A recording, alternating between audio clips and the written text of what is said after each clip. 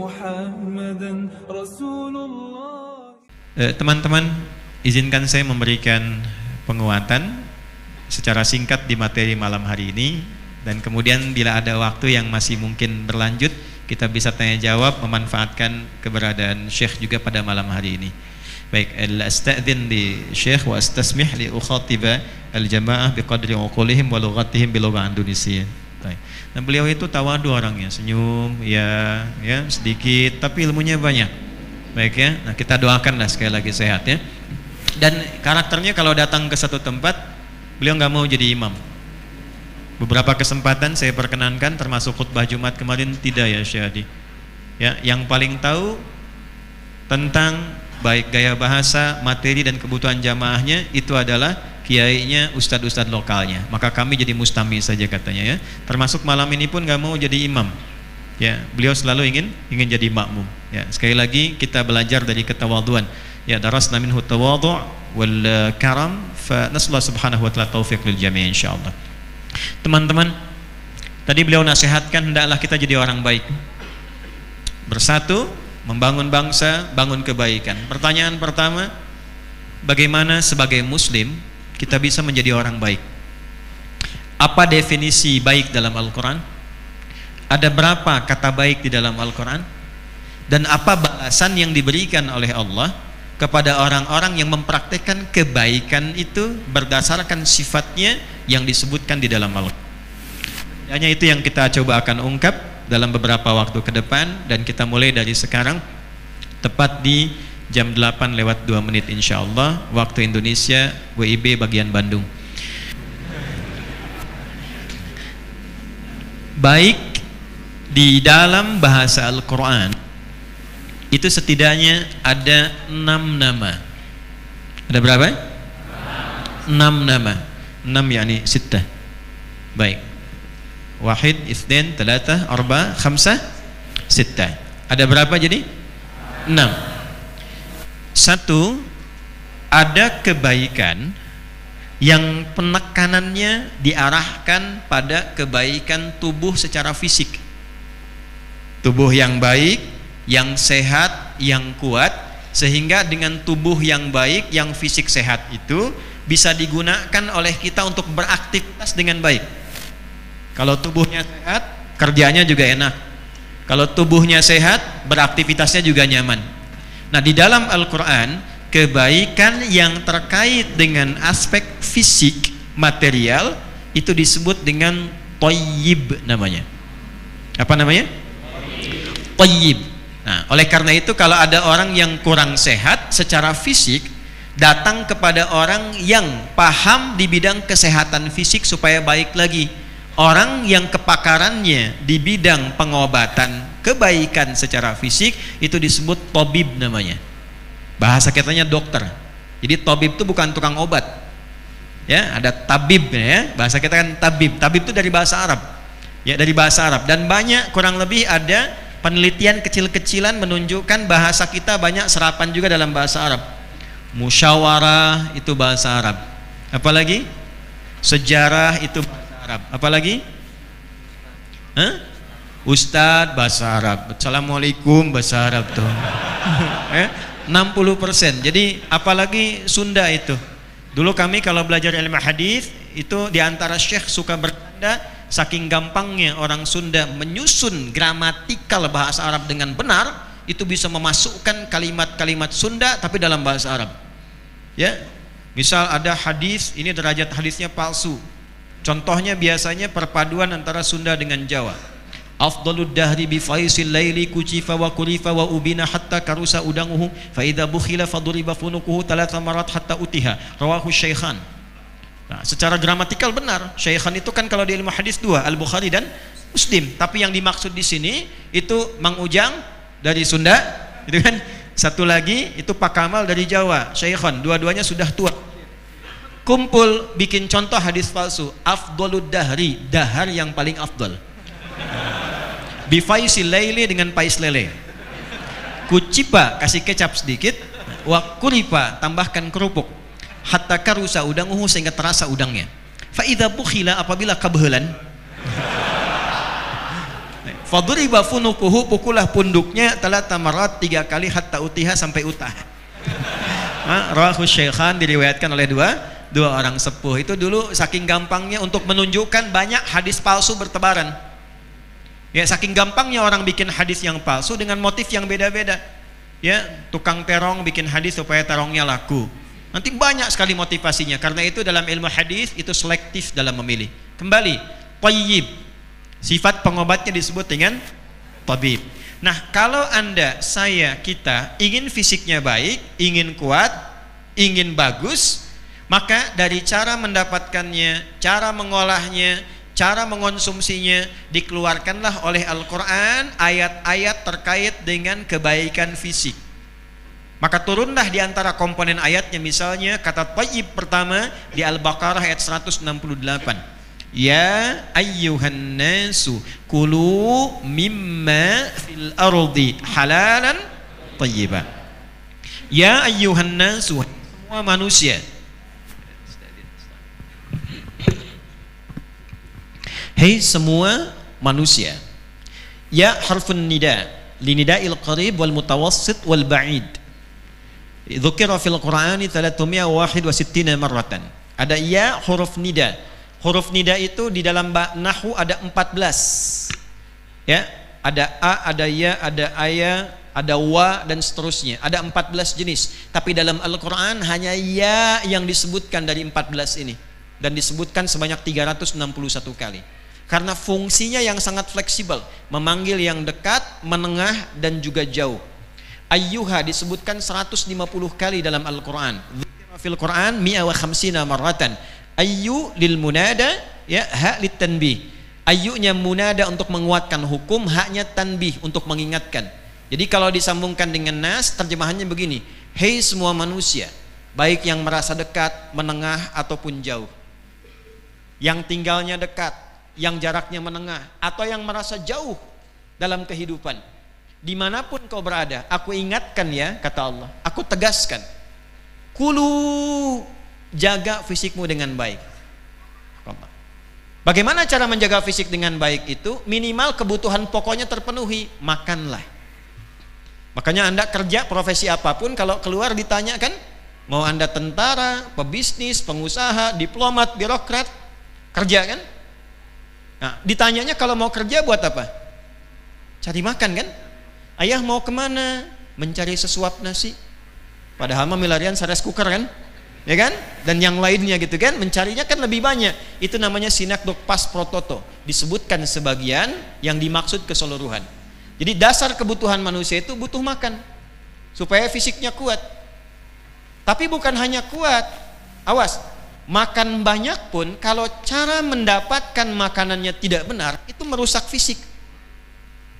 Makannya enak, makannya banyak, tapi cara mendapatkan untuk dimakan itu tidak baik, itu ternyata investasi yang buruk untuk kesehatan.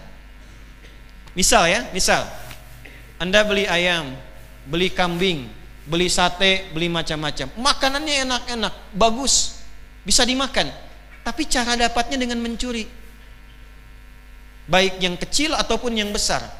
Itu ternyata walaupun kelihatan makanannya itu enak, disifati oleh Al-Quran sebagai investasi yang merusak, tetap merusak kepada fisik dengan cara yang tidak disadari. Silahkan Anda riset ya, perhatikan orang-orang yang menggunakan hasil pendapatan dengan cara yang tidak benar, dipakai untuk makan, ternyata fisiknya tidak terlalu ideal, jelek juga, pikirannya nggak bagus, penggunaan organ tubuhnya tidak sesuai dengan tempatnya. Ya, terus tiba-tiba nanti ujungnya kalau tidak celaka sakit itu.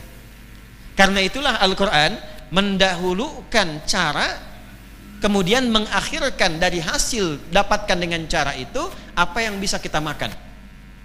Kulu mimma fil ardi, silahkan makan, penuhi kebutuhan fisikmu, kerja, silahkan cari. Dimanapun yang bisa engkau jangkau di bumi. Mimma, min pakai ma tab'id.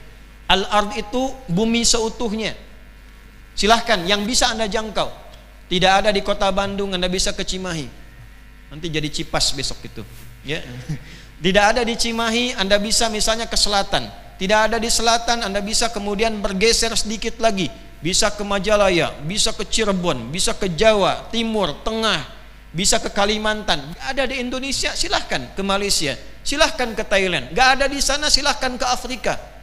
Ada di Libya, ada di Mesir, ada di Eropa, di Amerika. Tapi apa tujuan orang pertama kali berangkat sampai keluar pun, yang paling dasar itu pasti butuh makan. Antum mau kuliah nggak makan, nggak bisa masuk kelas juga. Pasti butuh makan.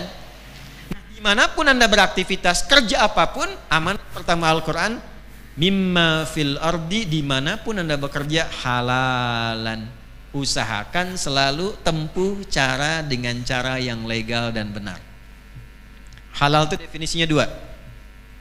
Satu, tidak melanggar ketentuan hukum di tempat kita beraktivitas. Misal di Indonesia, ya, aturan mengatakan tidak boleh korupsi, jangan korupsi. Jelas? Tidak boleh menipu, jangan nipu. Maka ketika aturan di tempat kita ada itu mengikat kita untuk beraktivitas, ikuti aturannya. Maka itu konsep halal yang pertama. Yang kedua adalah ketentuan halal yang diatur oleh syariat, oleh agama. Jelas? Belum, kalau sudah jelas nggak saya terangkan gitu kan. Kadang-kadang bisa dibenarkan oleh hukum di tempat berdomisili, tapi tidak dibenarkan oleh agama, tapi juga tidak bertentangan dengan hukum lokal.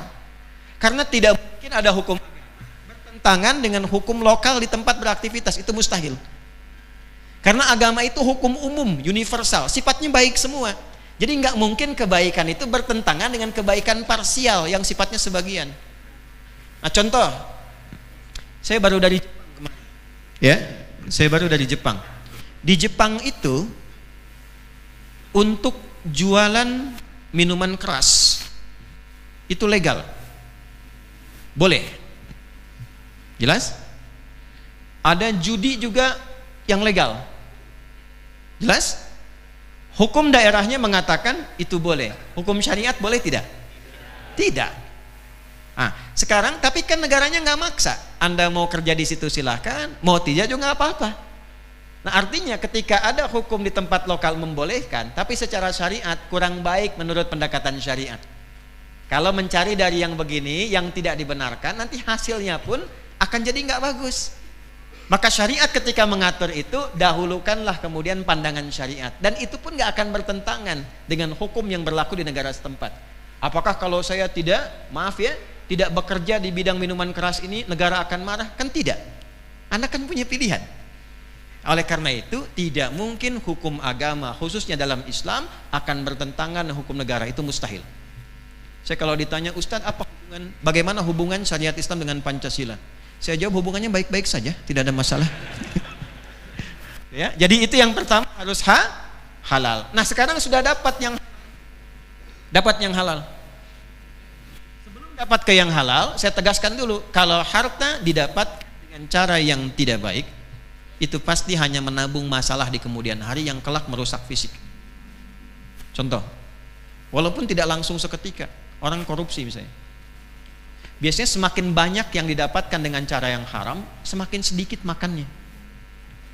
Kalau nggak percaya silahkan. Yang dibeli banyak, makannya cuma sedikit. Nggak percaya silahkan. Ada orang korupsi 1 triliun, makannya kan tetap 3 kali juga dalam sehari. Nggak mungkin sehari makan 100 miliar misalnya, nggak mungkin. Tapi biasanya yang dimakan pun nggak akan banyak. Karena yang dipenuhi itu nafsunya, syahwatnya, bukan kebutuhannya. Dia hanya melengkapi keinginan, bukan memberikan kebutuhan.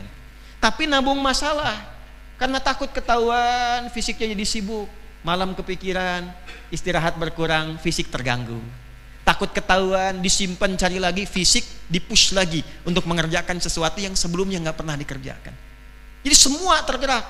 Akhirnya mikir di tempat yang tidak perlu difikirkan, bergerak ke tempat yang tidak pernah sebelumnya dilakukan, capek. Pada akhirnya ketika terbongkar dan diketahui itu, fisiknya pun ikut rusak juga, dan akumulasi kerusakan muncul di situ. Maka ingat ya, rezeki itu sudah diatur dan tidak akan pernah tertukar. Ingat itu. Rezeki sudah diatur, tidak akan pernah tertukar. Maka Anda mencari pun dengan yang halal, dapatnya segitu juga. Kalaupun orang lain ada yang korupsi, tidak akan pernah menambah rezekinya. Segitu juga dapatnya, cuma meresahkan diri saja. Ya, orang korupsi 1 triliun, jatah hidupnya cuma 1 miliar, dia cuma akan makan sampai 1 miliar, meninggal, yang lainnya nggak akan kepake. Cuma lelah aja. Nah, kalau sudah dapat, walaupun dalam prakteknya itu nggak mudah memilih, mesti pakai iman. Pilih, gaji 1 juta halal atau 100 juta haram. Tidak ada pilihan ketiga. Cuma 2. Ayo pilih mana? Bisa aja. Saya aja sampai bingung tuh. Kan? Anak qultu lahum la ikhtaru law antum inda fursa la husul ala milyun rupiah halalan wa 100 milyun haraman ayyuma takhtarun. Kan harus adil, antum ketawa beliau juga harus ketawa, jangan sampai bingung. Anta takhtar ats-tsalits wala 100 milyun halal. Saya bilang beliau pilih yang ketiga kan, 100 juta tapi halal. Tapi kan nggak seideal itu. Jaga toko tapi nggak boleh Jumatan. Sekarang orang rela meninggalkan Jumat hanya untuk jaga toko. Walaupun dapatnya nggak seberapa. Nah, itu babnya mesti belajar. Kalau kita pelajari enak dapatnya. Sekarang kesimpulannya, dapat nih 1 juta misalnya, mau dibelikan makanan. Makanan apa yang membuat fisik kita sehat dan baik? Setelah caranya benar, yang dikonsumsi pun mesti baik. Maka muncullah kata thayyib setelah halal. Kulu mimma fil ardi halalan thayyiban. Kenapa thayyibnya belakangan? Karena mengatur caranya dulu. Kan nggak mungkin ujug-ujug misal tiba-tiba ada susu di sini atau teh manis, kan nggak mungkin. Ya kan, coba tuh, kan nggak mungkin. Mesti ada wasilah dulu kan, cara yang baik kan, ya. Baru setelah itu ada, kita rezeki kita atau bukan. Tapi kalau tidak ada, nggak mungkin. Nggak, ini contoh, bukan di belakang panitia ya. Balik lagi. Nah, baru kemudian thayyiban, konsumsi sesuai kebutuhan fisik kita yang membuat fisik sehat. Jadi walaupun uangnya halal, nggak semua harus dibeli. Fisik kita cocok nggak? Duren cocok, bagus. Tapi duren 1 truk itu nggak bagus. Sambal bagus, tapi sambal 1 baskom itu masalah. Nah, jadi silahkan yang kurang baik untuk kesehatan kita, tapi baik untuk orang, alhamdulillah. Yang baik untuk kita itu yang kita konsumsi. Itulah yang disebutkan dalam Al-Quran, 1 sehat, 2-nya sempurna. Kita masih dapat 4 sehat, 5 sempurna. Quran tawarkan yang paling standar dulu, 1-nya thayyib, yang sempurnanya menggunakan halal di dalamnya. Maka turunlah jenis-jenis makanan. Kenapa disebutkan yang tidak baiknya? Karena selain itu baik semua. Maka turun masalahnya makanan-makanan yang gak boleh dikonsumsi. Kenapa daging hewan tertentu haram? Kenapa minuman keras ini dilarang? Ya? Dan kadang-kadang juga bukannya enak-enak. Ya, jadi tidak harus. Kenapa yang enak-enak itu yang dilarang gitu kan? Nah, belum tentu enak juga. Gitu? Belum tentu enak juga. Jadi apa yang diharamkan itu haram kata hormat. Sesuatu yang terhormat, yang baik, yang elegan. Kenapa hukum haram itu muncul? Menjaga kehormatan kita supaya tidak runtuh di hadapan Allah. Anda, jangan Anda. Ada orang lain minum minuman keras misalnya. Mabuk dia. Saat mabuk kan dia melantur. Ngigo, bicara yang tidak benar, meracau kata-katanya. Saat orang bicara melantur itu kehormatannya turun tidak? Turun. Nah, Allah nggak pengen itu. Jangan sampai akalmu terganggu. Bicaramu tidak jelas. Tuturmu tidak baik. Engkau itu makhluk baik, diciptakan dalam keadaan baik, tugasnya baik, kembali kepada yang maha baik. Jangan mengonsumsi yang ini karena tidak baik. Terus ditanya balik, ya Allah, kalau tidak baik kenapa mesti ada dan engkau ciptakan? Ada jawabannya lagi. Ya. Pertama apa? Itu ujian keimanan. Keimanan itu ada perintah, ada larangan. Ini yang diperintahkan, ini yang dilarang. Yang kedua nanti ada keseimbangan ekosistem. Misalnya saat Allah menciptakan cicak, tujuannya bukan untuk dikonsumsi. Maka jangan pernah bikin sate cicak misalnya, nggak ada kerjaan. Ya, ada hukum alam secara ekosistem di situ untuk menunjukkan di sini nanti misalnya banyak nyamuk, banyak bakteri yang nggak bagus, rumahnya kotor, bersihkan. Penunjuknya apa? Cicak, cicak diam-diam datang Nah itu banyak nyamuk itu. Nyamuknya apa saja, masalahnya apa saja, kan? Kalau ada hewan misalnya B2 yang dilarang itu, apa fungsi ekosistem kehidupan hewannya di situ? Fungsinya apa? Jadi hewan itu banyak nanti, ada yang dikonsumsi, ada yang untuk dipandang indah, ada yang untuk bekerja saja. Ada hewan yang fungsinya saat diciptakan membuat hati kita tenang. Capek, gelisah, ada masalah rumah tangga, dengar kicauan burung yang tenang lagi. Ya. Burung cendrawasih itu kan bukan untuk dipanggang, tapi untuk dilihat kan keindahannya. Maka datang Anda ke Taman Marga Satwa, lihat hewan indah, tenang lagi, ada masalah nyaman lagi. Demikian adanya. Ada hewan yang diciptakan untuk disembelih, dimakan. Ya, misalnya ada sapi tertentu, kambing tertentu, ibadahnya itu disembelih. Kalau disembelih senang dia. Ya. Ada lagi yang dipakai untuk kendaraan. Ya, kuda misalnya tertentu, kerbau untuk membajak sawah, untuk yang hewan bajakan. Ada lagi yang untuk untuk dimakan. Ya, kalau kerbau ada hewan bajakan, tapi kalau yang lain jangan cari bajakan. Ya. Baik, balik ya, itu yang pertama. Jadi kalau Anda menemukan ini makanan haram, ini minuman haram, haram itu diturunkan bukan untuk membuat kita susah dan membatasi hidup kita, bukan, tapi menjaga kesehatan kita supaya selalu tampil prima dalam kehidupan. Paham sampai sini? Nah, ini jadi bagian yang pertama. Selalu upayakan kalau makan itu yang kita butuhkan dan menyehatkan. Kesehatan tubuh, badan yang baik itu disebut dengan apa namanya?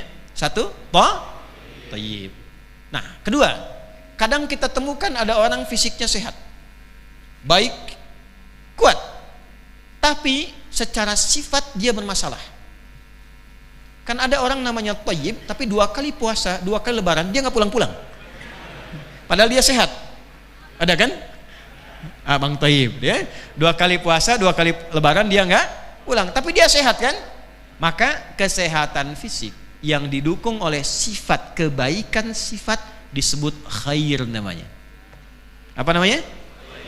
Jadi yang pertama kita dapat wajadna fil awwal thayyib wa tsani khair. Kullu ma yata'allaq bi al-jism summiya thayyiba, kullu ma yata'allaq bi sifatin khuluqiyyatin summiyat madza khaira. Jadi kalau ada khair itu sifat. Jujur itu khair. Sabar itu khair. Rendah hati, tawadhu itu khair. Sifat-sifat baik itu disebut khair namanya. Jelas? Jika sifat dipraktekkan dalam bentuk sikap, indama nutabbiq as-sifah fa asbaha sulukan wa khuluqan fataghayyaratil kalimatu minal khair ilal ma'ruf. Berubah katanya dari khair jadi ma'ruf, sifat jadi sikap. Jujur itu sifat.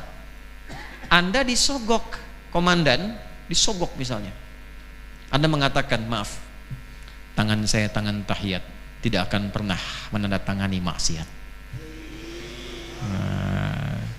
Itu ma'ruf namanya, ma'ruf.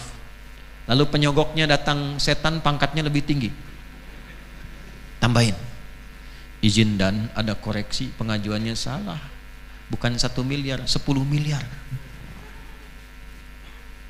Tunggu saya istikharah dulu. Tidak, nggak bisa. Mau berapapun tidak bisa. Saya takut ketika Anda berikan walau 1 triliun, lalu saya meninggal dalam keadaan menerima sogokan Anda. Maka mau menghadap Allah dengan cara apa? Saya wafat, malu sama Allah. Makanya kata para ulama, kalau ada orang menawarkan maksiat, bayangkan saat itu Anda wafat. Dan kita nggak bisa pilih. Meninggal itu nggak bisa pilih. Makanya dirahasiakan supaya kita menjalani kehidupan dengan benar. Calon meninggal tuh. Ya, bisa duluan antum. Saya belakangan. Bisa ditukar. Kita belakangan, itu duluan. Gak bisa milih. Ajalin musamma, qadruhu thabit, la nastatinu akhiruhu wa la nuqaddimuhu. Qad yataqaddam wa nata'akhir, wa qad nata'akhir wa yataqaddam. Supaya adil. Ini bercanda saja ya. Walaupun mungkin benar secara takdir. Oh, jangan khawatir. Balik lagi. Itu ma'ruf. Jadi ketika sifat dipraktekkan ma'ruf. Nah, itulah nanti prakteknya lewat ujian. Disitulah ada pahala. Kalau masih sifat belum ada pahalanya. Sabar itu masih sifat belum ada pahalanya. Orang marah, Anda tenang, direspon dengan cara yang baik, maka keluar respon yang baik, mempraktekkan sabar. Disitulah ada pahala. Dan hidup kita itu untuk mempraktekkan ma'ruf. Jadi kalau nggak ada ma'ruf, dah hidup antum, saya, kita.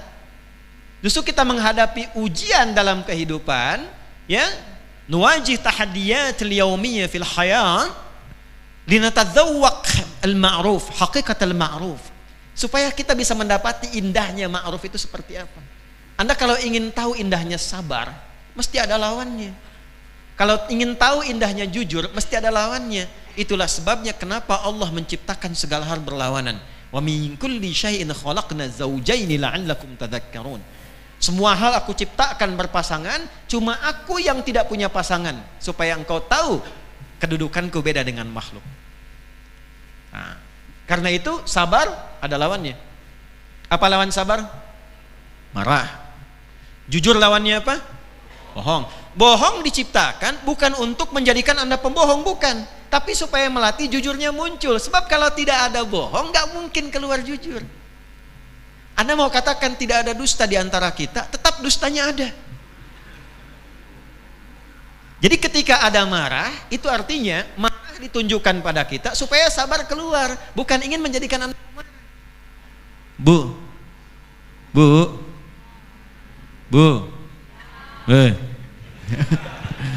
Ibu pulang ke rumah, lalu suami datang, dititipkan oleh Allah marah kepada suami, tiba-tiba pulang marah.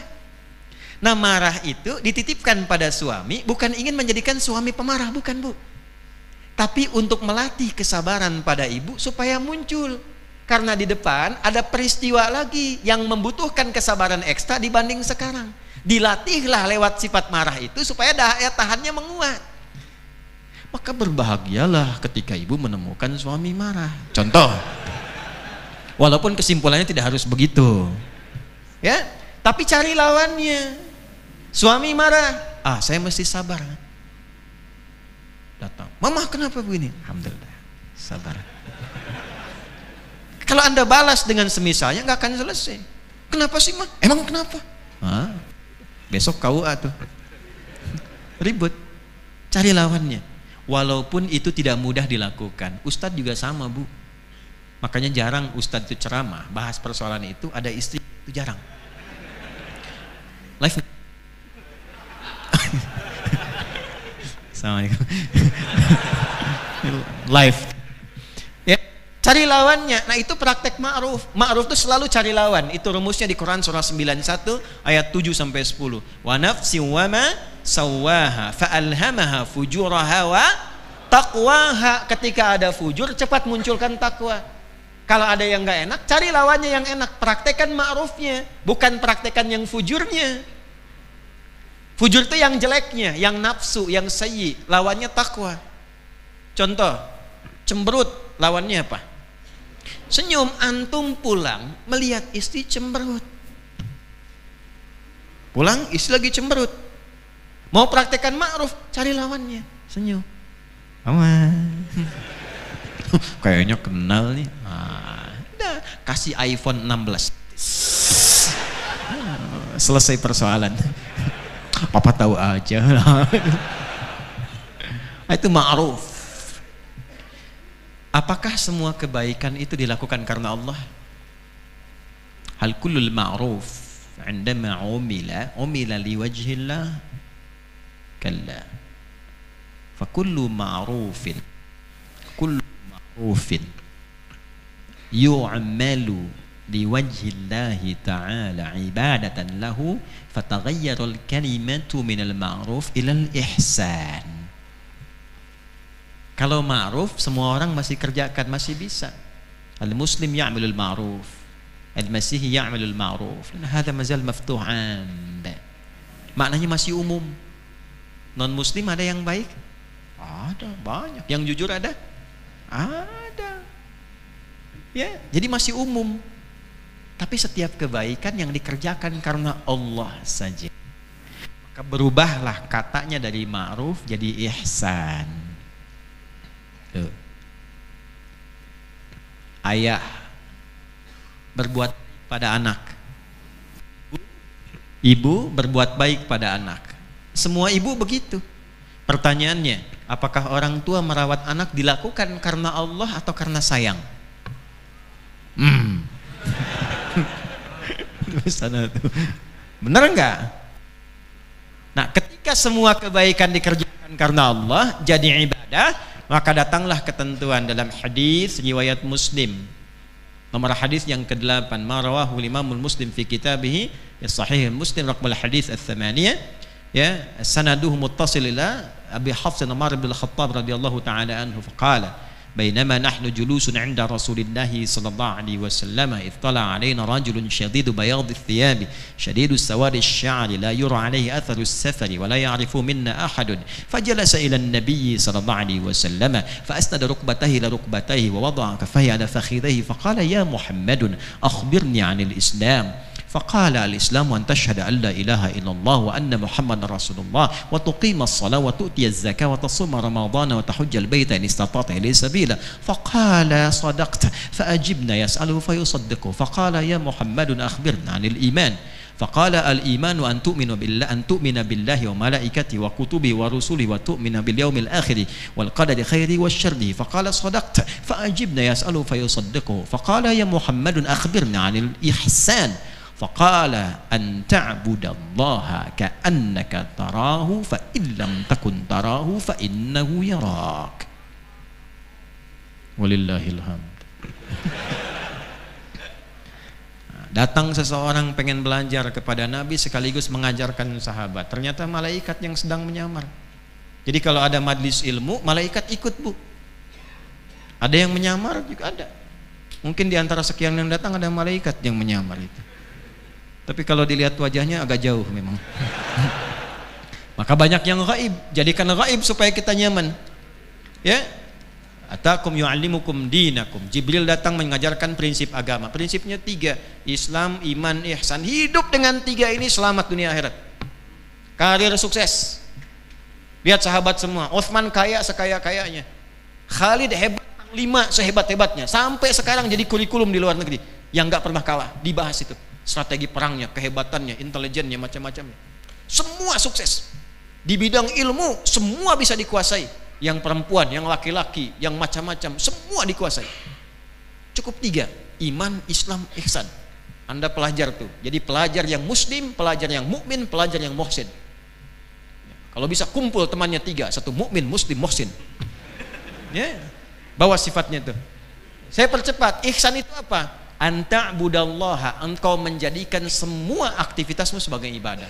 Makannya ibadah, minumnya ibadah, berpakaiannya ibadah, kerjanya ibadah. Makanya semua kegiatan kita ada doa di sampingnya untuk menjadikan kegiatan itu menjadi ibadah. Dan cuma di Islam semua kegiatan ada doanya. Dan beda-beda doanya. Mustahil ada manusia bisa mengarang doa semua kegiatan manusia. Itu mustahil. Itu hal yang mustahil dan hal yang mustahil. Gak akan bisa ada manusia mengarang doa di semua kegiatan manusia yang dia kerjakan. Doa mata, doa telinga, doa mulut, doa hidung, sampai ke ujung kaki dan doa aktivitas. Bangun tidur sampai tidur lagi. Dari mulai berpakaian ada doanya, bahkan masuk toilet ada doanya, kakinya diatur. Siapa yang mengajarkan itu? Dan ini mustahil manusia. Dan ini menunjukkan kebenaran Islam. Kalau sudah disampaikan yang demikian belum yakin, dengan apa lagi mesti diyakinkan. Itu supaya jadi ibadah. Minumnya ibadah, makannya ibadah. Nah itulah ihsan. Anda merawat anak karena sayang, yang lain bisa. Tapi ketika dikerjakan karena Allah, itulah ihsan. Nah sekarang lihat, apa yang Allah inginkan. Lihat pakaian anaknya. Sekolahnya di mana? Kenal Allah enggak? Hukum Allah dijaga enggak? Dari pakaian, dari berbakti pada orang tua. Anda bekerja sekarang, teman-teman prajurit nih sekarang, diniatkan ibadah enggak? Kalau cuma pakai seragam, yang lain juga bisa. Di luar banyak yang alutsistanya mungkin lebih bagus, semangat teriak mungkin lebih kuat. Nah, pembedanya apa kita di hadapan Allah? Pelajari. Kenapa seragamnya hijau? Kenapa menggunakan ini? Kenapa sabta marganya dari 7 ada nilai takwa di dalamnya? Coba cek nomor 3 itu. Kami Ksatria Indonesia yang bertakwa pada Tuhan Yang Maha Esa, membela kebenaran, kejujuran dan keadilan. Kenapa ada takwa di situ? Pelajari supaya menikmati pekerjaan itu dengan ibadah. Pernahkah Anda dengar kalau orang mengenakan pakaian keamanan untuk negerinya, itu namanya ribaut fi sabilillah, dan jaminannya meninggal syahid. Kalau dia jaga sholatnya, dia zikir kepada Allah dengan benar, dia meninggal statusnya syahid dan jasadnya tidak dimakan oleh tanah, dan dibangkitkan di hari kiamat, dipanggil di dalam surga di tamannya, dan diberikan pakaian hijau-hijau dengan kegembiraannya. Jannatu adni yadkhulunaha, ada orang-orang yang berpakaian hijau-hijau, ya, wa yalbasuna thiyaban khudra, masuk ke taman surga dan diberikan oleh Allah kegemilangan pakaian dan perhiasan-perhiasan. Kamu mungkin di dunia kurang sejahtera, kamu mungkin lelah, kamu mungkin capek, disampaikan pada malaikat, sampaikan pada mereka, salamun alaikum bima sabartum, selamat engkau sabar saat engkau menunaikan tugas. Sekarang enggak ada lelah lagi, enggak ada capek lagi, ini perhiasan terindah, nikmati surga yang belum pernah dijamah. Pernah tahu itu enggak? Itu tinggi nilainya, itu tinggi. Itulah ihsan. Dagangnya pakai ihsan, nggak akan rugi mas, nggak akan rugi. Dan nggak ada konsepnya orang dagang pakai Islam, iman dan ihsan kembali modal, itu nggak ada. Yang ada kembali untung. Ya. Dagangnya sebagai muslim, dagangnya pakai iman nggak? Nah, keluarkan bab tentang dagang pakai iman, kitabul buyu', baca kitabnya, keluarkan ayatnya, praktekkan pakai ihsan, untung. Oh, Ustaz, abdi namina tos ihsan tapi itu acan iman. Maksudnya belum pakai iman, rubah. Pelajar nih, ayo belajar pakai iman, imannya pakai. Takwanya naikin. Janji Allah kok, wattaqullaha wa yu'allimukumullah. Anda tingkatkan takwa, diajarin sama Allah ilmu baru, ditambah. Kok bisa jahiliyah jadi khairu ummah? Itu kan dulu jahiliyah. Tapi dari jahiliyah itu keluar orang-orang hebat.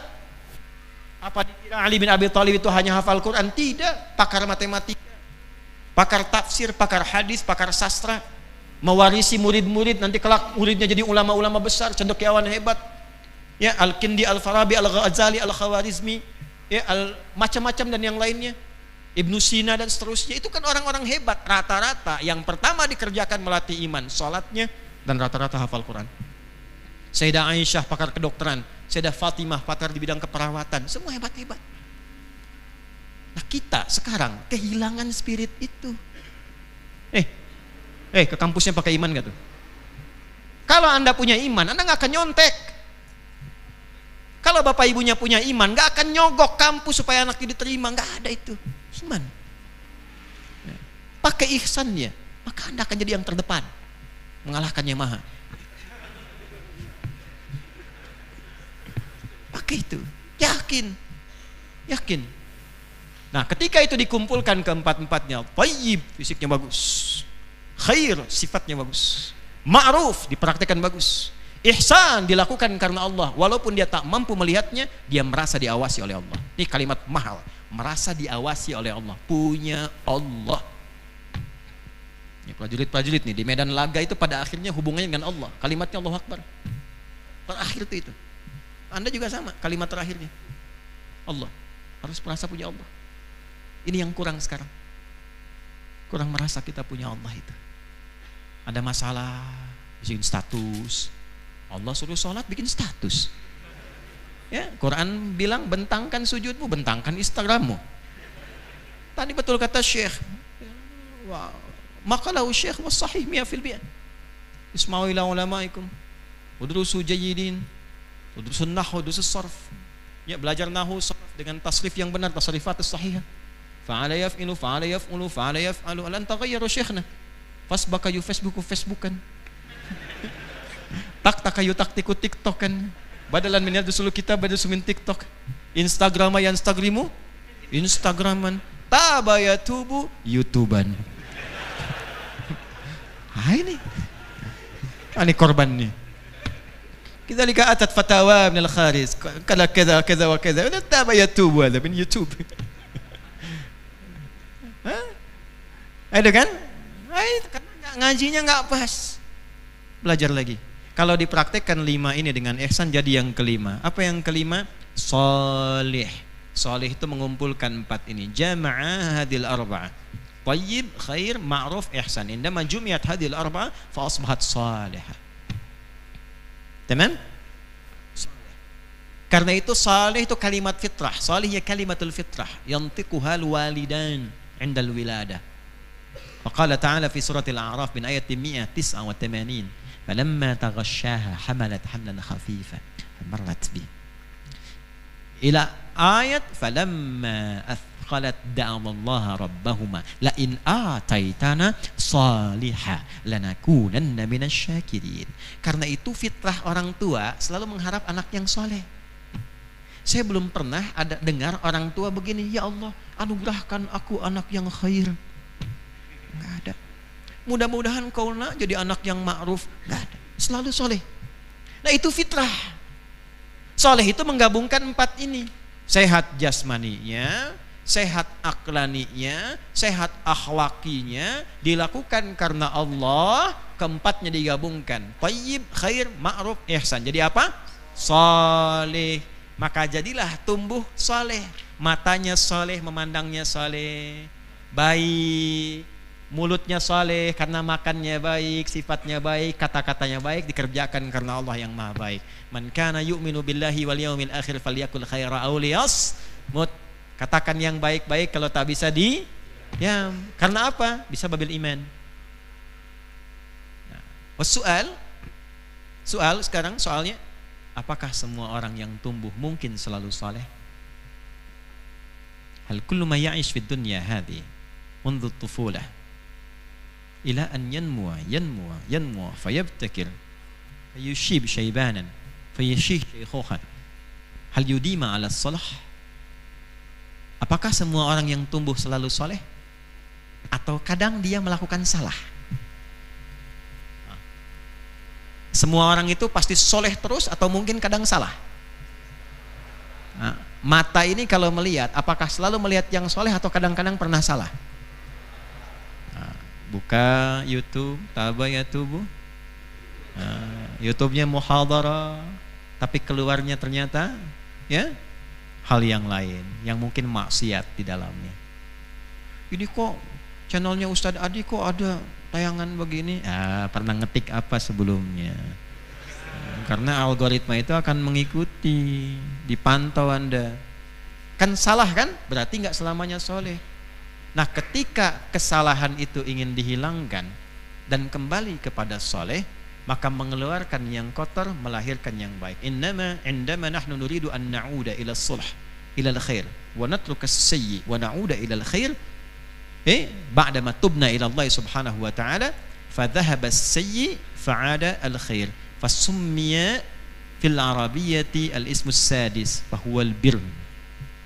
Maka muncul nama yang keenam, namanya al-birru. Apa itu birrun? Kebaikan yang muncul setelah buruknya hilang, kesolehan yang muncul setelah salahnya hilang. Ini kata-katanya kotor, merenung, memperbaiki, dihilangkan yang kotornya, keluar lagi baiknya, maka mulut ini jadi baik lagi. Itu birrun namanya. Kalau itu melekat pada diri pelakunya, maka berubah dari birrun menjadi mabrurun. Maka muncullah kemudian ibadah yang melatih kita kembali mabrur. Ibadahnya disebut haji. Bidzalika sumiyal hajj hajjul mabrur. Fi sahih Muslim an Abi Hurairah radhiyallahu ta'ala anhu, sahih Al-Bukhari aidan fi sahih Al-Bukhari fi 1773, nomor hadis 1773, wa fi Muslim 1349, 1349 dalam sahih Muslim an Abi Hurairah radhiyallahu ta'ala anhu anin Nabi sallallahu alaihi wasallam qala al-umratu ila al-umrati kaffaratun lima bainahuma wal hajjul mabruru laisa lahul jazaa illa al-jannah.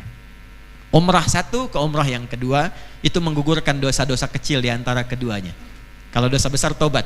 Nah, haji mabrur tidak ada pahala yang setara kecuali surga. Ingat, bukan gelarnya, tapi haji yang merubah pelakunya menjadi lebih baik, meninggalkan yang jelek-jeleknya, kembali utuh jadi baik lagi dari ujung kepala sampai ujung kaki. Maka ketika pulang, haji itu merubah dia jadi baik dan dia jaga sampai meninggal. Itulah yang pahalanya surga. Yang jeleknya sudah hilang. Lidzalika limadza ubtudi'a ya fil haji bil Arafah. Kenapa ada wukuf di Arafah dulu? Untuk merenung, liya'rifa nafsahu. Wa min hunak ya'rif rabbahu. Min hunak ya'rif risalata hayatih. Ya, kenal tentang dirinya. Arafat itu kan mengenal, mengetahui, kenal dirinya, kenapa hidup di dunia. Kenapa tinggal di Bandung? Mau kemana setelah meninggal? Tahu dunia bukan tempat tinggal tapi tempat meninggal. Kenal Allah. Setelah itu tahu dia selama ini saya salah jalan. Salah hidup saya. Pengen balik lagi. Apa yang menyebabkan kita salah? Ma yusabbibu akhtana. Kenapa kita salah ini? Direnungkan. Kenapa kepeleset? Ya. Zalafa, kepeleset. Kepeleset agak banyak. Izdalafa. Tempatnya Muzdalifah. Datanglah ke Muzdalifah. Masy'aril Haram. Ya. Maka merenung di situ, ngambil batu, merenung. Ya, fa idza afadtum min Arafatin fadhkurullaha 'inda al-masy'aril haram. Fadhkurullah, dzikir. Ya akhi, bukan ngobrol, laisa al-hiwar, laisa al-mukalama. Ba'da an qadaita wa afadta min Arafat fa antum dhahibuna ila al-masy'aril haram. Fi Muzdalifah. Laisa bil mukalama muhadath, laisa bil hiwar, la kalla, dzakirin Allah Subhanahu wa ta'ala. Zikir, bukan ngobrol. Di Arafat ngapain? Saya pas masuk toilet itu ya, bukan itu yang dibahas. Pikir. Kenapa saya salah? Kenapa begini? Kenapa begitu? Oh, sadar. Karena di diri saya belum selesai. Kesalahan dari diri kita tak mampu mengelola nafsu namanya aqabah. Ada faktor orang lingkaran terdekat. Kitanya sudah baik, teman kurang baik. Yang dekat-dekat, teman hidup.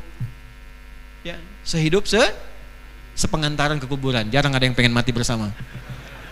Ya, suami sudah baik, istri kurang baik. Suami bagus, terkenal baik, nomor 1 champion, istri yang proyek di pasangannya. Dapat istri yang baik, pasangan suami yang kurang baik. Nah itu stop. Suami istri baik, kompak bagus, dapat tugas di tempat yang kurang baik. Ula jauh. Maka ada 3 faktor. Internal aqabah diri kita, eksternal yang dekat usta. Min Ibrahim alaihissalam ila Sayyidah Hajar alaihissalam ila Ismail alaihissalam. Yang paling jauh ula. Maka petakan tuh, Anda menjadi tidak baik, saya, kita karena faktor apa? Faktor diri, lempar. Rinci dulu, tulis 7, 1, 2, 3, 4, 5, 6, 7. Adi Hidayat, kekurangannya kamu A, kamu B, kamu C, kamu D. Tulis, jangan malu, tulis. Masuk ke Muzdalifah, rasakan ya Allah. Saya salah.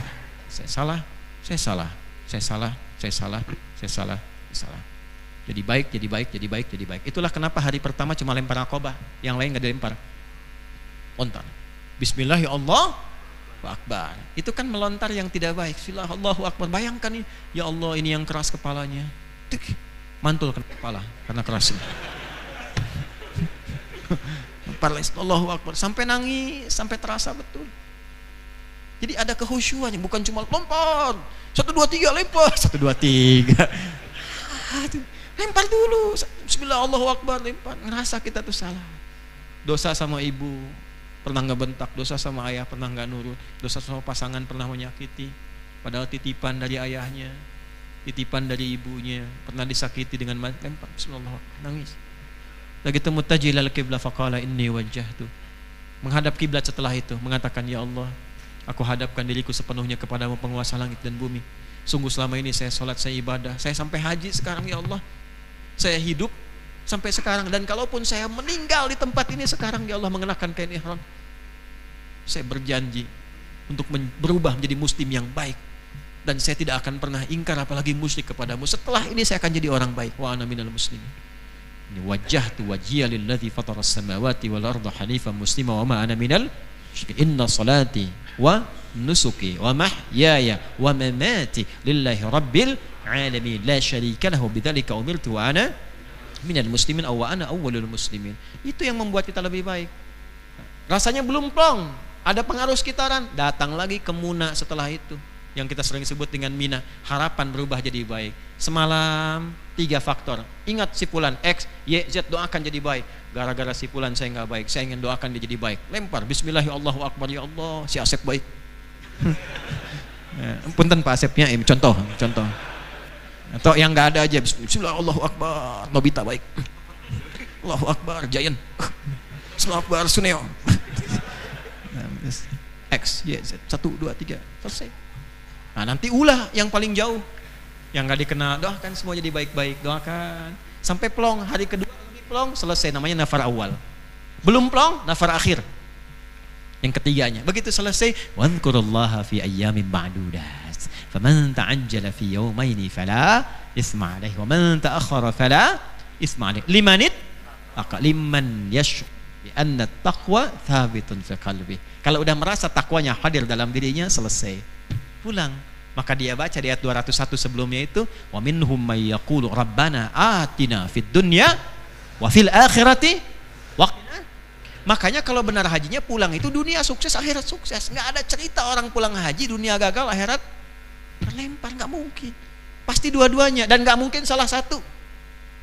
Tapi kan salah satu masih benar 9, Ustaz. Nggak begitu caranya. Dunianya pasti baik, akhiratnya pasti baik. Dijaga sampai meninggal. Makanya kalimatnya al-hajjul mabrur. Jadi haji itu bukan gelar. Kalau gelar al-hajj. Perempuannya al-hajjah. Gelar, pakai tak di ujungnya. Ya, gampang kalau gender itu tengah tambah tak di ujungnya. Muslim laki-laki. Perempuan? Tengah tak, gampang. Mukmin laki-laki. Perempuan? Mukminah. Soim laki-laki. Perempuan? Ah, dapat ya. Haj, Pak Haji. Haj, Bu Haji. Tapi dalam Islam ibadah itu nggak ada gelar. Kalau ada gelar, orang Islam paling banyak gelarnya. Wah, ini Bapak SHI nih. Apa itu? Salat haji infak. Pak salat, assalamualaikum. Pak infak. Ibu sedekah. Enggak ada. Kenapa ada Pak Haji, ada Bu Haji? Karena ini level tertinggi. Sifat lisan manusia mengingatkan. Baru pulang haji, sabar nunggu antrian, kesabarannya diuji. Belum dipanggil, koper, capek, panas kayak gini. Mulai, ini mana sih pesawatnya? Maka orang Arab mengingatkan, haji, haji, haji. Dikiranya gelar. Maksudnya begini, Pak, Bapak teh parantos haji. Kagungan jaminan di sisi Allah, insya Allah nampi surga. Udah ditukar deh, sarang maksiat gitu. Kata orang Arab kalau bahasa Sunda gitu kan, gitu. Saya ingat dulu waktu tugas 2010, ya kan kenal datang dari awal. Begitu jemaah pertama datang, wah didatangin. Kayak orang badannya tinggi, jenggotnya panjang gini. Salamin ulama. Ya, tanya orang, "Kaifa haluk Syekh?" "Da abdi mati tasik," katanya. Kejadian dulu nyata itu. Ya, punten. Nah, jadi yang menarik apa? Ya, Bapak sudah haji, jangan diganti hajinya itu, ditukar jaminan surga itu dengan perbuatan nggak baik lagi, nggak mudah Pak. Sholat ibadah fisik, zakat ibadah harta, haji itu fisik dan harta, dan taruhannya juga bisa nyawa. Ini itu nggak mudah, jangan tukar lagi. Jadi bukan gelar. Ya. Pak Adi lurus, Pak Adi lurus, Pak Haji Adi, nah itu ya. Nah jadi itu yang kita bawa sekarang. Kalau orang nggak haji mungkin nggak mabrur, mungkin nggak? Mungkin. Tapi bukan berarti dapat haji. Haji tetap punya kemuliaan. Bisa sholat 100.000 pahalanya di Masjidil Haram. Bisa ada peluang ziarah ke makam Rasulullah. Tapi kalau Anda ingin mabrur dan tidak berkesempatan haji selama hidup, masih bisa. Makanya ketika yang di sana wukuf, yang di sini puasa. Sama, puasanya pun namanya sama. Al-Hajju Arafah, di sini Syamu Yaumi Arafah. Hah? Ada. Dan ada kisahnya, dan ada ayat birrun dalam Al-Quran yang disatukan dengan amalan yang bila amal itu dikerjakan menghadirkan mabrur dalam diri kita. Seperti apa amalnya? Bagaimana terapannya? Nah, itu nanti di kesempatan lain kita akan bahas, termasuk caranya, mendekat pada waktunya kita ajarkan nanti inti kesimpulannya. Jadi ada 6, cek diri kita, usahakan kita selalu baik, fisiknya sehat, thayyib, usahakan pikiran kita baik khair, usahakan bekerja yang baik-baik apapun profesinya ma'ruf, dan lakukan semua karena Allah ihsan, gabungkan keempatnya menjadi saleh. Kalau pernah salah kembali lagi baik dengan menghadirkan sifat birrun dalam diri kita sehingga punya pribadi yang mabrur. Jelas sampai sini? Wadih insyaallah. Tayyib al-ikhwah baqiya lana 5 daqaiq faqat. Wa syekh gadan huwa sawfa ya'ud ila Libya ba'da an qadha huna fi Indonesia hawali usbu' 7 ayyam. Alhamdulillah زارنا هنا فتشرفنا بقدومه فزار ونور أيضا جاكرتا مع الإخوة من منظمة تعاون إسلامي. Beliau mengunjungi Indonesia, Jakarta, 52 negara, berdiskusi seputar kebaikan-kebaikan. فنتمنى أن يكون هنالك نتائج طيبة إيجابية لمصلحة الإسلام والمسلمين مستوى العالم وخاصة العالم الإسلامي بعد جلسة من منظمة التعاون الإسلامي في إندونيسيا بضيافة برلمان Indonesia. Ya, hari tahun ini hostnya DPR kita. Kita berharap ada hasil yang baik dari OKI kemarin. فاليوم تشرفنا باستضافتي في هذا المسجد. هذا المسجد اسمه مسجد جنود الرحمن التابع لقوات العسكرية بردية Indonesia. Ini masjid Kodiklat ya, TNI Angkatan Darat. Tadi saya terangkan ke beliau, masjid namanya Junudur Rahman. Ya, para tentara-tentara Allah yang maha berkasih sayang. Ya, kita juga doakan mudah-mudahan wa nasallahu subhanahu wa ta'ala an yaj'ala hadhihi laila lahu lailatan mubarakah wa khatimatal misk wa lam takun hadhihi ziyarah ula ziyarah wa akhir ziyarah lahu wa insyaallah satatakarrar hunalika ziyarat ukhra. Kita berharap ini bukan yang terakhir ya dari kunjungan beliau. Mudah-mudahan nanti ke depan ada kunjungan yang lain lagi. Nanti kalau kita ta'lim lagi di kesempatan yang lain, saya nanti juga ajak yang lainnya lagi supaya bisa diketahui persepsinya. Dulu Al-Azhar sudah kan dari Mesir, Saudi sudah, ini Libya. Mungkin nanti besok-besok ada yang dari Mauritania misalnya, sharing tentang hafalan bagaimana. Kita cuma dengar viralnya aja kan, qala inni abdullahi atani alkitab wa ja'alani nabiyya. Ini korbannya kan ini juga tuh, ini antaranya. Korban kebaikan, ya, korban kebaikan. Nah, itu dari mana metodenya, seperti apa menghafal? Nanti kita ajak lagi. Yang baik-baik kita ajak supaya kebaikan itu menjadi kolektivitas bersama. Baqiya lana 3 daqaiq naftah lakum babas karena hunalika tasawulat. Kalau ada pertanyaan-pertanyaan dari Anda semua, kita ada 3 menit lagi bisa dihadirkan. Ya, walakin urid an nastafsir awalan ilaikum jami'an. Hal wadih insyaallah. Tentang dulu saya mau tanya pada Anda semua. Ya, coba dulu. Tadi jelas gak? Wadih insyaallah. Fahimin insyaallah. Dan Allah nisma'ul kiram. Isma'u ma qala rabbuna fil Qur'anil Karim. Sekarang dengarkan dulu ketentuan dalam Al-Qur'an. Ya, qanunul Quran. Qala jalla wa ala fi suratul Maidah min ayati 101. Ya ayyuhalladzina amanu la tas'alu an asya'a in tubda lakum tasukum. Ada madumtum mu'minin.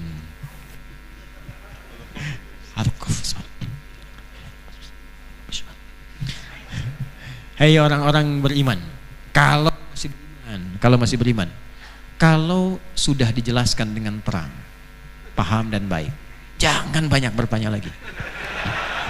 Karena mempertanyakan yang jelas akan menjadikan yang sudah jelas semakin tidak jelas. Kalau masih beriman, madumtum mu'minin. Alamtum mu'minun, masih beriman? Visual ada pertanyaan?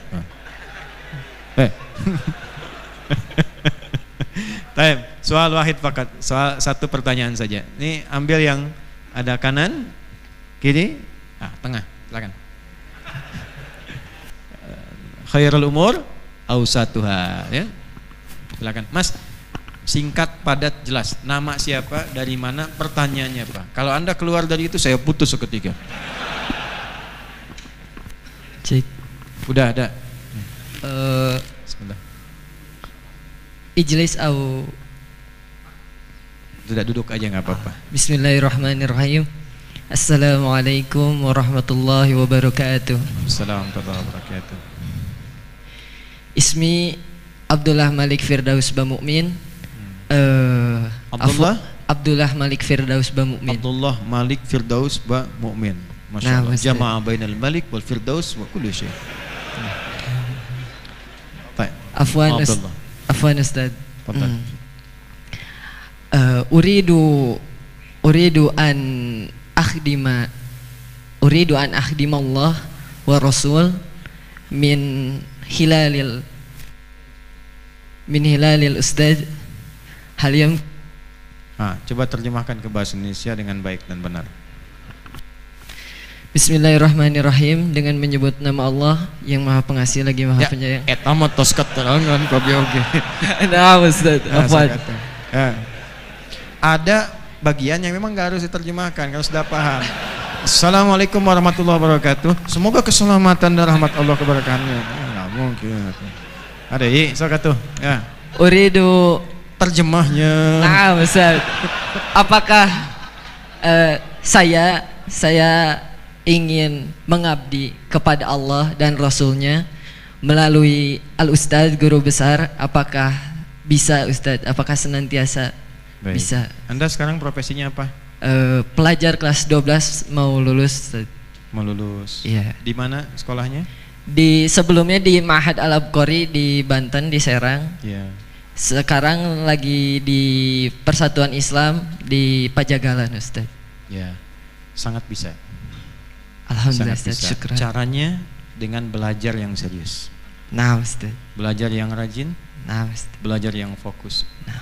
Ketika Anda belajar dengan baik, dengan fokus dan menghasilkan ilmu yang bermanfaat, nah Anda sedang mengabdi dan membersamai saya serta menjadi asisten yang baik. Nah, Ustaz. Kan? Perbaiki dulu diri Anda untuk menjadi yang terbaik di bidangnya. Fokus belajar dan saat itulah Anda sedang melayani, sedang belajar, sedang bersamai saya. Ya fi imkaniyah kabira jiddan an takhdimani wa takhdim asy-syekh wa takhdimana wa sa'altuhu ayna anta al-an na'am ma 'amaluka faqala huwa talib faqultu mumkin jiddan an takhdimana man bi ayyi tariqah bitadrus jayyidan fi madrasatika fi jami'atika wa tusbihu 'aliman fa hadha khidmah a'la khidmah laka bi mansibika al-an li wajhi Allah subhanahu wa ta'ala wa li rasulih. Fahim insyaallah? Fahim insyaallah. Khalas? Khalas. Alhamdulillah. Alhamdulillah. Syukran Ustaz. Afwan. Ya. Kalau syukran itu pakai shin besar seperti Mas tadi sampaikan, Abdullah Malik Firdaus Bamumin.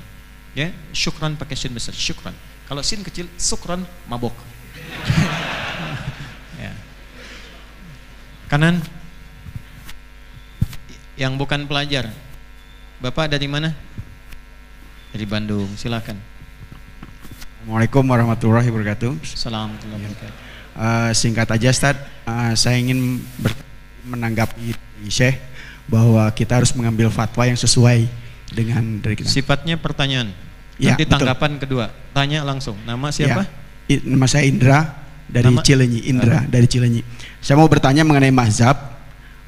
Apakah memang diwajibkan setiap kita tuh mengambil satu mazhab? Karena di Indonesia ini sudah pertanyaan.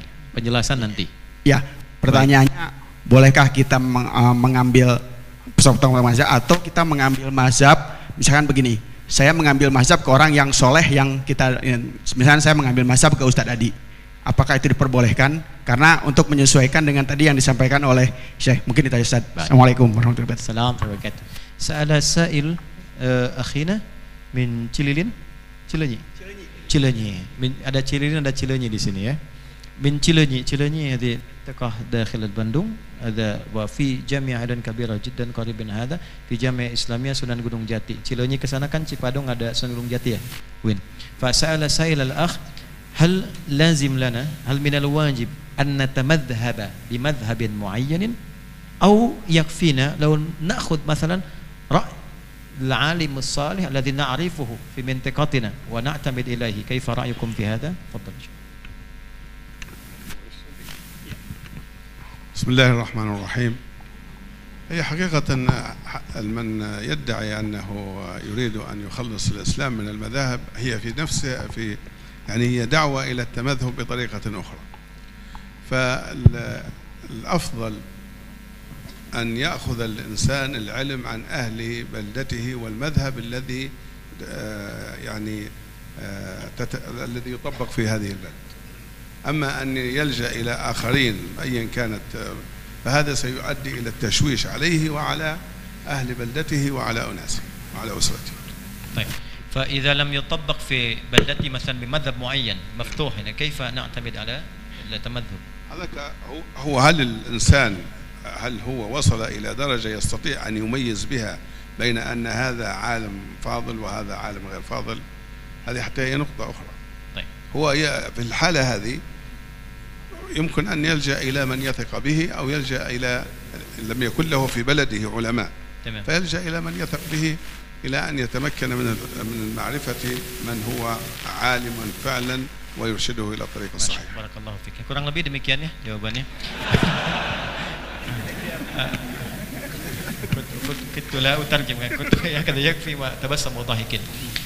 Jadi yang pertama, jika dalam kondisi nanti di ujung ya, jika dalam kondisi di satu negara mempraktekkan mazhab tertentu, misal di Saudi mazhabnya Hambali, di Libya Maliki, misalnya tempat lain nanti tetangga kita misalnya di Malaysia ada Syafi'i, di Brunei Syafi'i, maka kalau sudah resmi satu mazhab itu ada, maka pegang mazhab itu. Jelas? Supaya tidak terpecah belah, karena sudah ada rumusan fatwa dan hukum negara di situ. Dan mazhab bukan kelompok artinya.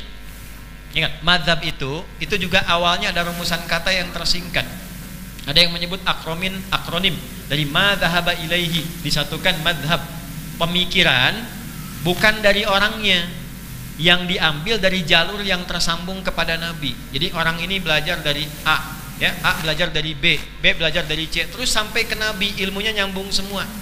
Dan dipelajari semua dalilnya, mana ini, sampai dapat pilihan dari A, dia pilih ke situ. Madzhaba ilaihi Malik, madzhaba ilaihi Syafi'i. Imam Malik cenderung yang ini diambil. Maka ketika diambil oleh beliau bukan pemikirannya, tapi kesimpulan hukum yang diambil yang tersambung kepada Nabi sallallahu alaihi wasallam. Jelas gak? Jelas ya? Maka ketika diambil satu pilihan ini, itu namanya mazhab. Contoh, bismillah kurang lebih ada yang menghitung dalilnya sampai 70 hadisnya. Dibagi 4. Bisa dijaharkan, bisa disirkan, bisa tidak dibaca sama sekali, bisa dibaca rakaat pertama jahar, yang selanjutnya sir. Dalilnya ada semua dan tersambung ke Nabi semua, dan dijelaskan kapan Nabi baca jahar, kapan Nabi nggak baca, kapan Nabi sir, ada semua.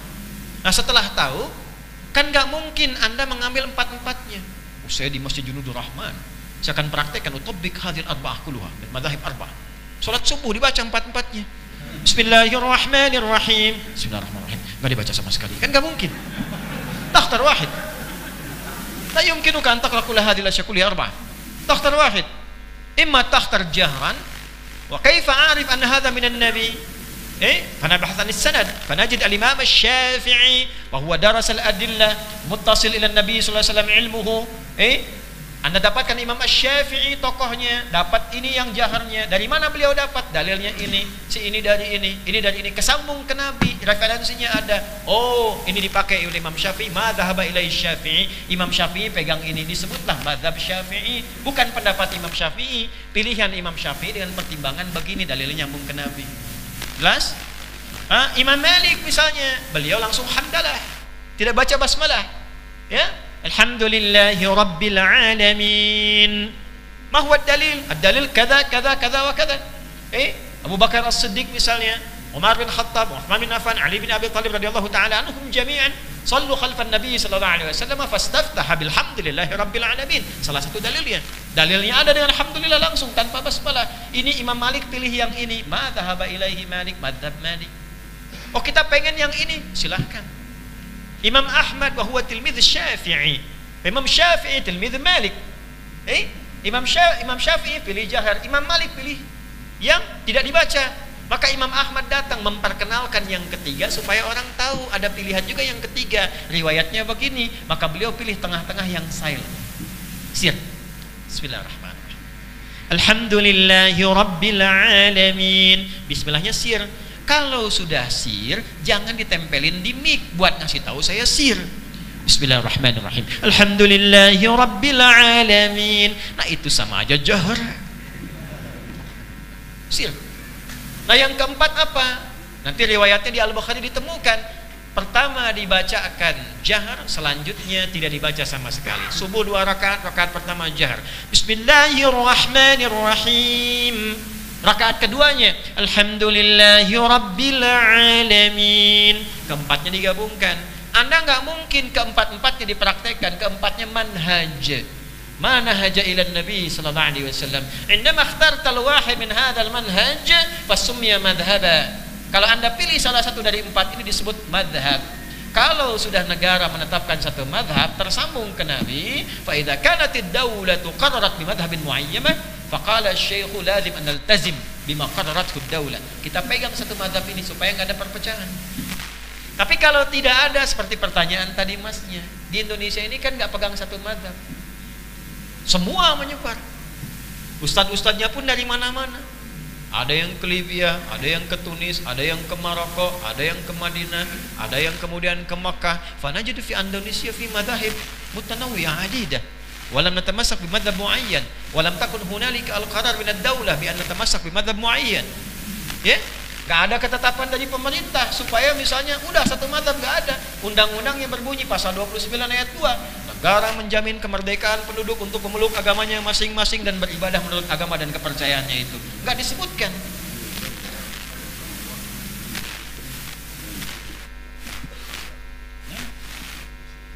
Sah. Barakallahu fiik. Enggak paham kan? Dan negara juga dalam konteks tidak menetapkan mazhabnya apa, tidak, di undang-undangnya nggak disebutkan harus bermazhab yang Islam Syafi'i misalnya atau Maliki, ya kan? Imamnya jelas misalnya imam, nggak ada. Karena itu sepanjang umum solusinya bagaimana? Itu kan pertanyaannya Mas. Iya. Ya jawabannya yang tadi itu. Nah, apa jawabannya kata beliau? Kalau nggak ditemukan memang mazhab pegangannya, maka seperti yang Anda katakan, cari ulama yang Anda thiqah di dalamnya. Thiqah. Oh ini ulamanya yang paham Quran, paham hadis, paham hukum fikih, paham dalil, paham konstruksi hukum, mengerti dengan komprehensif, dengan luas, maka silahkan berpegang kepada ulama ini dengan benar.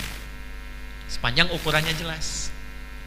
Apa yang memperjelas itu? Sanad namanya. Maka Imam Muslim membuat kitab Sahih Muslim, di jilid pertamanya kemudian mencantumkan kalimat indah sekali. Babul isnad minad-din. Laulal isnadu laqala man syaa ma syaa. Maka ada isnad, konfirmasi ketersambungan dari dasar ilmunya. Belajar dari siapa? Si fulan. Si fulan. Si fulan siapa? Si fulan. Si fulan, si fulan, si fulan, si fulan. Maka dia ada dasar ilmunya. Hadisnya ada sanadnya. Karena jelas belajarnya. Agama itu tinggi tingkatnya, spesialisasi tingkat tinggi. Fisik saja mesti ada ijazahnya. Akal aja ada ijazahnya, apalagi roh. Kalau nggak ada ijazah masalah nanti. Tinggi ini. Kenapa? Karena akan tiba nanti jadi pasar bebas, semua jadi mufti. Semua punya pendapat. Saya juga heran nih. Kalau masalah ekonomi, komentatornya ekonom. Masalah hukum itu ahli hukum duniawi. Kalau masalah agama, semua bisa bicara. Jadi pakar semua. Kembalikan tadi, ya kualifikasinya lihat. Cek lagi, siapa pakarnya? Kalau Anda yakin dengan itu, maka pegang itu dengan baik. Tapi sekali lagi, kalau muncul dari luar, seleksi juga. Jadi jangan diambil semua. Kalau Anda ambil semua, nanti yang lain gak kebagian. Ya, lihat ini sesuai enggak dengan konteksnya. Anda masalah di Indonesia, lihat fatwa ulama Indonesia. Anda tanya keluar, yang di luar nggak tahu kejadiannya kayak gimana, dasarnya bagaimana, kenapa muncul itu, disimpulkan aja begitu, salah fatwa nantinya. Ya, coba gini misalnya, tanya tentang tahlilan, apa hukumnya? Tahu nggak syekhnya di situ dasar tahlilan itu apa? Kenapa ada tahlilan? Asalnya dari mana? Bagaimana situasi masyarakatnya pada masa itu? Kenapa ulama kemudian mengajarkan seperti ini? Kenapa ada budayanya begini? Dasarnya itu dulu sehingga komplit semuanya. Maka keluar keputusan hukumnya. Yarhamukallah. Yahdini awalan tsumma antum. Ya, nah itu. Jadi nanti bisa menghargai, oh dulu kejadiannya begini, keadaannya begini. Maka nanti muncul hukum lagi. Ya, apa misalnya hukumnya? Al-illatu yaduru ma'a hukmi. Ya, illat itu nanti bersamaan dengan hukumnya. Kalau sebabnya sama, hukum dipraktekkan. Kalau nggak ada sebabnya lagi, alternatifnya apa? Tahu kita begitu. Jadi semuanya jelas nanti. Nah itu babnya ada lagi. Nanti ada fikihnya beda-beda. Fikih aulawiyat, fikih muqarin, nanti fikih nawazil dan sebagainya. Babnya ada di situ insyaallah. Yang penting kalau belum tahu belajar. Kalau ada yang tidak tahu diberitahu, jangan marah. Jangan sampai perbedaan pendapat menjadikan kita tidak bisa minum teh bersama. Ya. Assalamualaikum akhi. Bid'ah. Nah, masalah. Salam aja nggak dijawab kan jadi masalah. Tapi tidak boleh bersikap demikian. Kita membuka dengan cara yang baik. Jelas insyaallah? Wadih insyaallah. Wa tafadhal bi syekh. Baik. Yang terakhir, ya, yang angkat pertama kali, Mas. Ada yang dari dalam nggak? Dari dalam? Ya udah semua di dalam sekarang, ya Mas. Adek siap. Mas, sebentar. Antum dari mana? Dari tadi? Enggak. Namanya siapa? Coba kasih mic-nya, kasih. Assalamualaikum warahmatullahi wabarakatuh. Assalamualaikum warahmatullahi wabarakatuh. Nama siapa? Rizky, Rizky dari mana? Puncak Bogor. Puncak Bogor. Sebentar, antum yang pakai peci dari mana? Peci Makassar itu. Dari mana? Tolong yang belakang Jawa Timur dulu ya. Antum walaupun di puncak tetap di Bogor ya. Itu Jawa Timur. Silakan. Bismillahirrahmanirrahim. Assalamualaikum warahmatullahi Ada akhir wabarakatuh. soal ya. Assalamualaikum warahmatullahi wabarakatuh. Akhir soal. Pertanyaan saya, Ustaz, bagaimana pandangan Islam terhadap Nama? Nama saya Rijal, Ustaz. Ya? Rijal. Rijal. Rijal saja? Rizalul Mawakif. Rijal? Rizalul Mawakif. Mawakif. Mawakif. Rijalul Mawakif. Ya. Lelaki penghenti. Ya. Kalau bahasa kerennya lelaki penakluk. Ya. Baik. Silakan sang penakluk.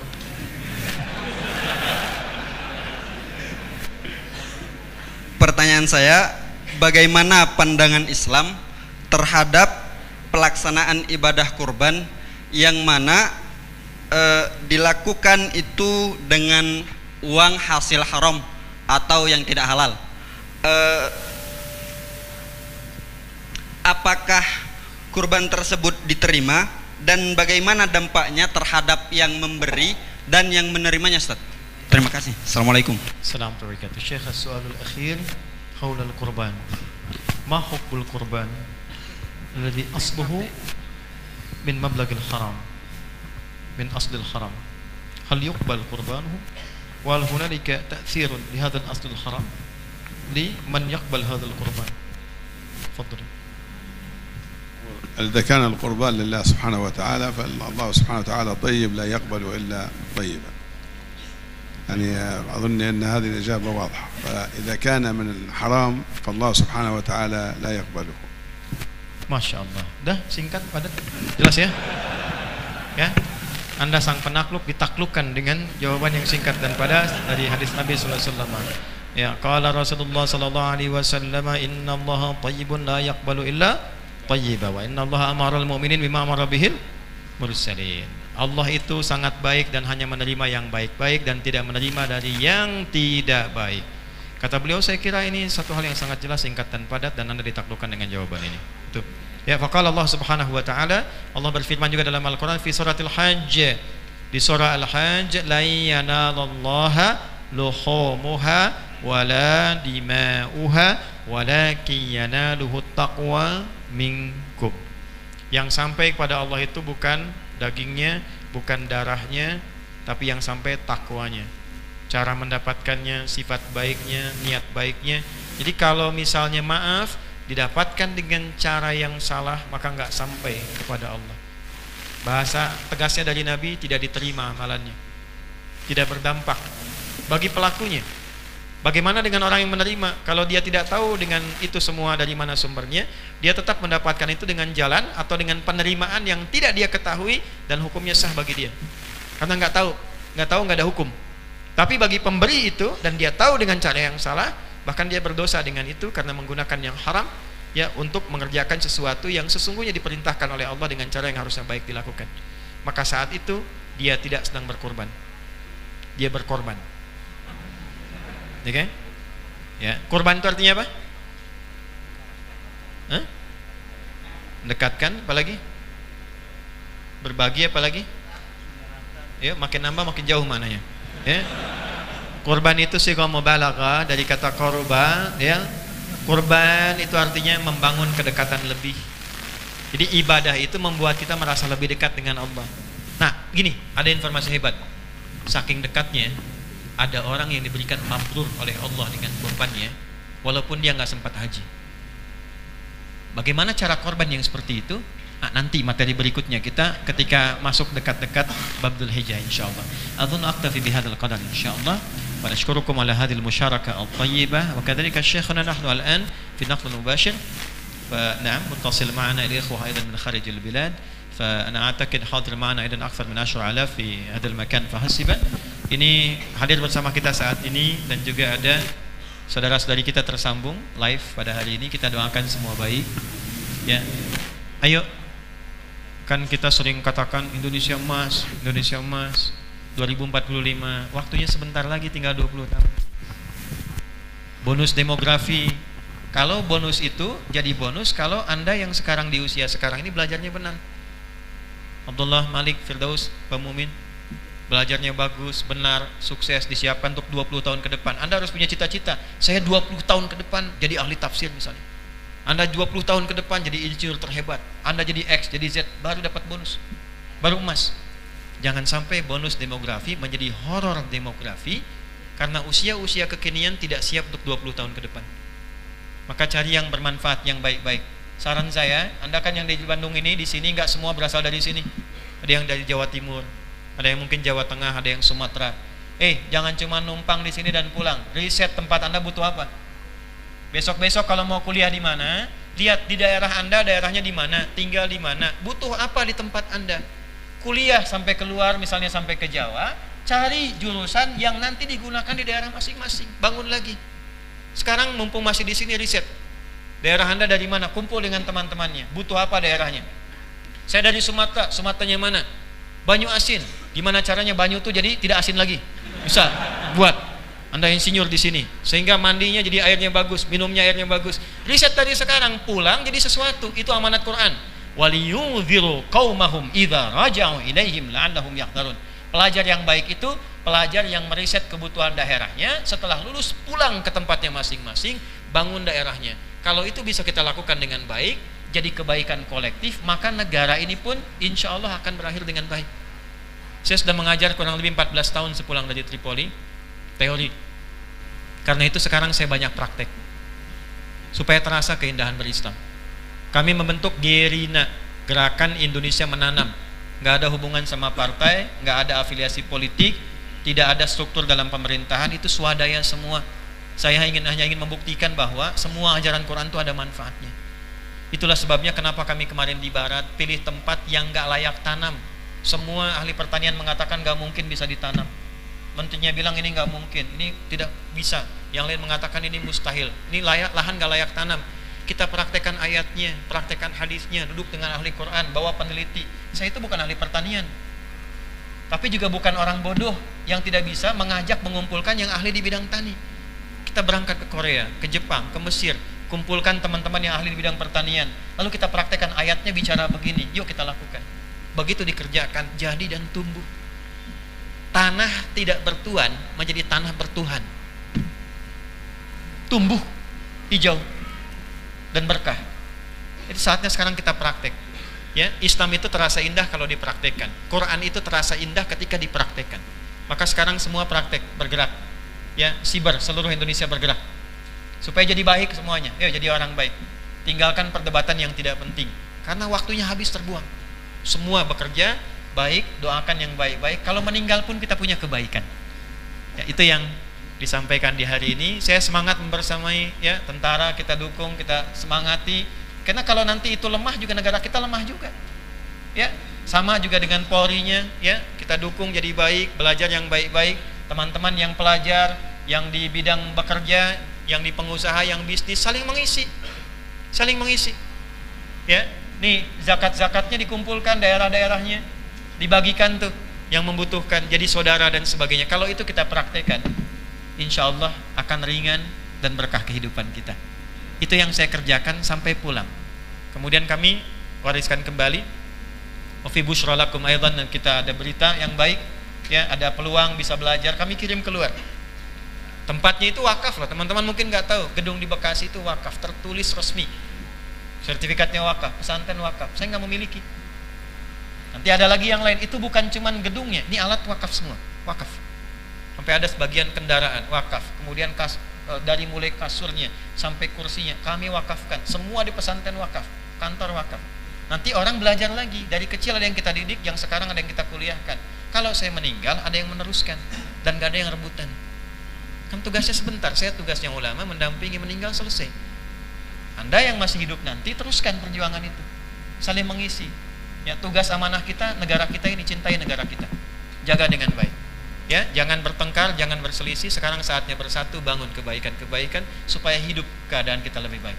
Wa nakhtim insyaallah yakhtim lana Syekh bid-du'a. Syekh akan membacakan doa untuk kita li khitam hadzal barnamij wa kadzalika nad'u lahu yakun insyaallah safaruhu maimun ghadan insyaallah yaltaqi bi ailatihi wa bi dawlatil Libya al-mahbuba. Nasallahu subhanahu wa ta'ala an takun Libya daulatan mustaqirratan aminatan salimatan wallahu subhanahu wa ta'ala tuhibbuha wa tardaha bi idznillah ta'ala wa نطلب من الشيخ أن يختم هذا اللقاء بالدعاء فعليه فليتفضل مشكورا مأجورا. Doa dari Syekh untuk kita semua.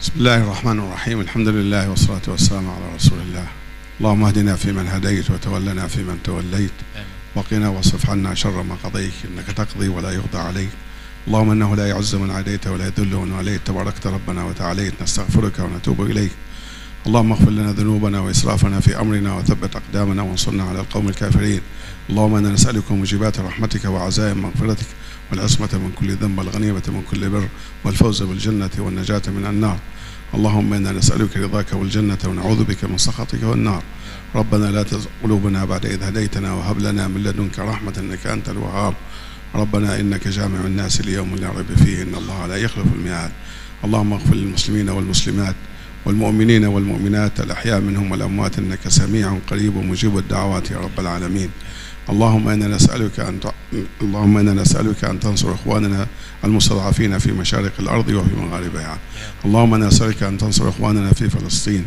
اللهم اكسر عاريهم واطعم جائعهم وتقبل موتاهم في الشهداء يا رب العالمين ربنا عليك توكلنا وإليك أنبنا وإليك المصير صلى الله وسلم وبارك على عبده ونبيه محمد وعلى آله وأصحابه أجمعين Barakallahu fikum, barakallahu syekh lana jami'an wa syukran ala husni ihtimamikum. Nakhtim aidan bi doa kafaratul majlis. Subhanakallahumma rabbana la ilaha illa anta astaghfiruka wa natubu ilaik wa akhiru da'wana alhamdulillahi rabbil alamin.